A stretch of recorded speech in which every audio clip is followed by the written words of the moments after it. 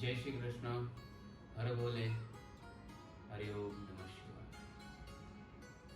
ओम त्र्यंबकं यजामहे सुगंधिं पुष्टिवर्धनम् उर्वारुकमिव बन्धनान् मृत्योर्मुक्षीयमामृता। आज हम भगवान शिव की जन्म जयंती यानी कि महाशिवरात्रि के दिन का विवरण करेंगे, वर्णन करेंगे। महाशिवरात्रि के दिन को ऐसा कहा जाता है कि भगवान शिव का जन्म के समान मानते हैं। वैसे तो भगवान शिव अजन्मा है, लेकिन भगवान शिव के जन्म के माध्यम से महाशिवरात्रि उत्सव मनाया जाता है और लोग महाशिवरात्रि के दिन उपवास वगैरह रखते हैं, फलाहार करते हैं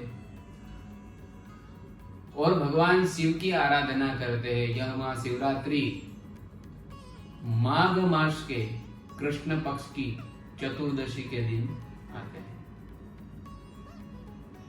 चतुर्दशी के दिन शिवरात्रि कहलाई जाती है।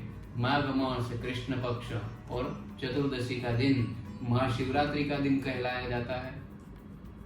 उसी दिन भगवान शिव की लोग आराधना करके 4 प्रहर की पूजा करते हैं, लघु रुद्राभिषेक, महारुद्राभिषेक करवाते हैं। कोई भगवान शिव का यज्ञ करवाता है और कोई सुबह तलक जाग के भगवान का जगरोता भी करता है और भगवान की आराधना करता है। तो वह महाशिवरात्रि कैसे फलदायी है, इसका फल क्या प्राप्त होता है, तो आइए पुराणों के मुताबिक मैं आपको एक दिव्य कथा सुनाने चाह रहा हूं। कहते हैं कि एक प्रदेश में बहुत बड़ा जंगल था। यह जंगल बड़ा घनघोर था।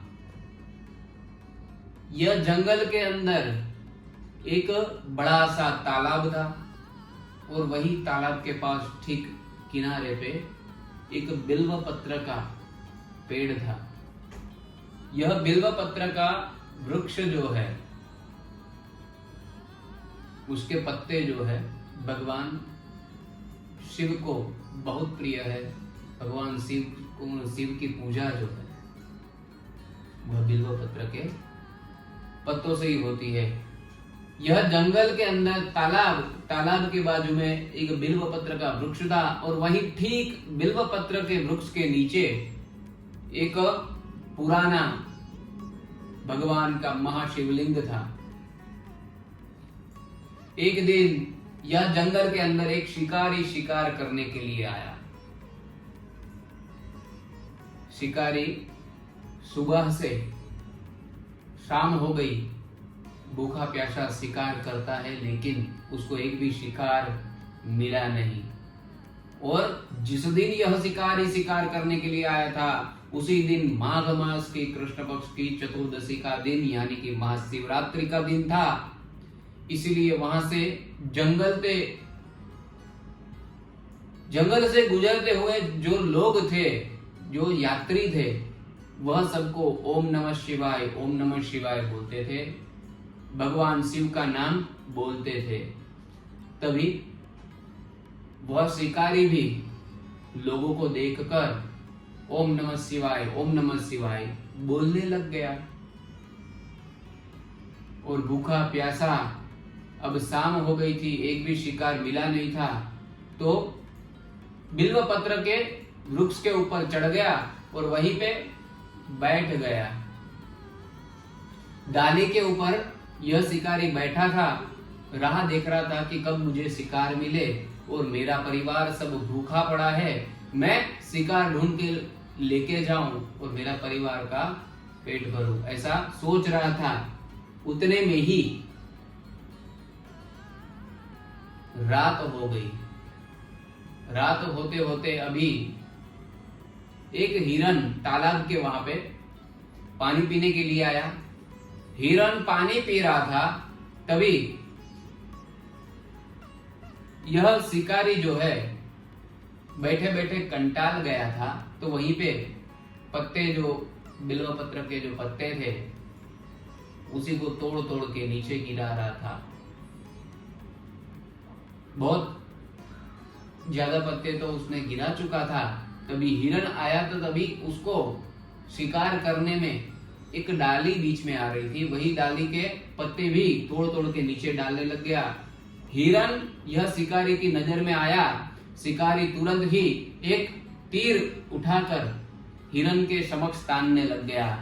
तभी हिरण ने देखा और हिरण थोड़े से मृदु स्वर में, मृदु आवाज में बोला कि हे शिकारी, कृपया अपना तीर अभी मत छोड़ना, मुझे अभी मत मारना। मैं सबसे पहले घर पे मेरे बच्चों को मिल के आऊं, उसके बाद तू मुझे मार दे, मुझे खा लेना। कृपया अभी मुझे छोड़ दे, मुझे मेरे परिवार से मिलने दे। तभी यह शिकारी सोचने लग गया कि यह हिरण कैसी बात कर रहा है, लगता है मुझसे छल कपट करना चाहता है और भागना चाहता है। ऐसा सोच के शिकारी बोला कि तू जाएगा तो तू आएगा ही कहां पे, इसलिए मुझसे मजाक मत कर।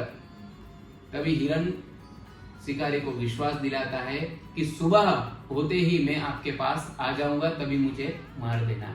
वैसे करके हिरण जो है उसकी बात मान ली शिकारी ने। शिकारी को दया आई, हिरण की बात मान ली। हिरण घर पे गया, अपने परिवार वालों को मिला और उसी रात थोड़ी ही देर में हिरनी वहां पे पानी पीने आई। तभी वापिस शिकारी तीर हिरनी के समक्ष तानने लग गया। हिरनी भी यही प्रकार बोली और हिरनी बोलती है कि मुझे मेरे परिवार को मिलने दे, उसके बाद मुझे खा लेना। शिकारी को फिर भी उसी के ऊपर दया आ गई, हिरनी को भी छोड़ दिया। अभी हुआ ऐसा कि शिकारी बिल्व पत्र के वृक्ष के ऊपर बैठा था और वहीं पे पत्ते सुबह तलक नीचे गिराता रहा। अनजाने में भगवान की यह भक्ति हो रही थी, मन में ओम नमः शिवाय बोल रहा था। सुबह होते ही हिरण और हिरनी अपने परिवार के साथ आए। बच्चों ने उन्हें जाने नहीं दिया। बच्चे हिरण और हिरनी को बोले कि अगर आप दोनों भी नहीं रहेंगे, माता पिता नहीं रहेंगे तो हमारा क्या, तो उससे अच्छा हम भी मर जाए। ऐसा सोच के पूरा परिवार शिकारी के पास आए। अभी शिकारी जैसे ही हिरण हिरनी के परिवार को देखा कि सोचने लग गया कि मैंने तो सिर्फ एक ही हिरण का बोला था, लेकिन ये पूरे परिवार यहाँ पे आ गए। तभी उसके बच्चे ने बोला कि आप हमें सभी को मार दो, क्योंकि हम अब हमारे माता पिता ही नहीं रहेंगे तो हम जी के क्या करेंगे।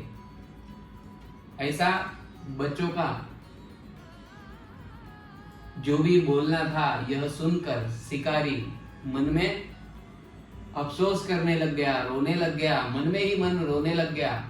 शिकारी को दया आई कि ये बच्चे अनाथ हो जाएंगे। ऐसा सोचकर शिकारी ने हिरण और हिरनी के परिवार को छोड़ दिया और सोचा कि मैं घर पे जाके जैसे तैसे मैं अपना चला लूंगा, लेकिन यह मूक परिवार है हिरण का, उसको छोड़ दिया शिकारी ने। यह इतना सा यहाँ पे हुआ कि थोड़े ही देर में भगवान शिव और पार्वती अपने दूतों के साथ पुष्पक विमान में आए और भगवान शिव और पार्वती बोल उठे कि हे शिकारी, तूने अनजाने में भूखा प्यासा रहकर मेरी भक्ति की है, बिल्व पत्र से मेरी पूजा की है, और तो और तूने इन हिरणों पे दया करके उनको जीवन दान दिया है। इसलिए इसी महाशिवरात्रि का तुझसे बहुत बड़ा उपवास हुआ है और इसी के फल के स्वरूप हम तुझे हमारे विमान में बिठाकर शिवलोक लेके जाने को आए हैं।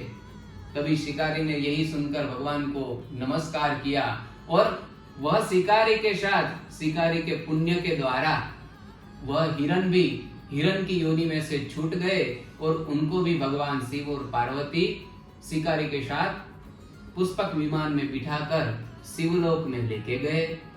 ऐसे ही भगवान शिव का शिवरात्रि के दिन का जो भी हम करते हैं, उपवास, पूजा, 4 प्रहर की पूजा, यज्ञ, जो भी शिवरात्रि के दिन करते हैं उसका हमें महाफल मिलता है और शिवलोक की प्राप्ति होती है। भगवान जैसे हिरण और यह शिकारी को जैसे फल प्रदान किया, वैसे सभी मनुष्यों की मनोकामना परिपूर्ण करे, सभी को भगवान अच्छे आशीर्वाद दे और भगवान सभी को मोक्ष की प्राप्ति कराए। बोलिए श्री भोलेनाथ की जय। श्री भगवान पशुपतिनाथ महादेव की जय। ओम नमः शिवाय।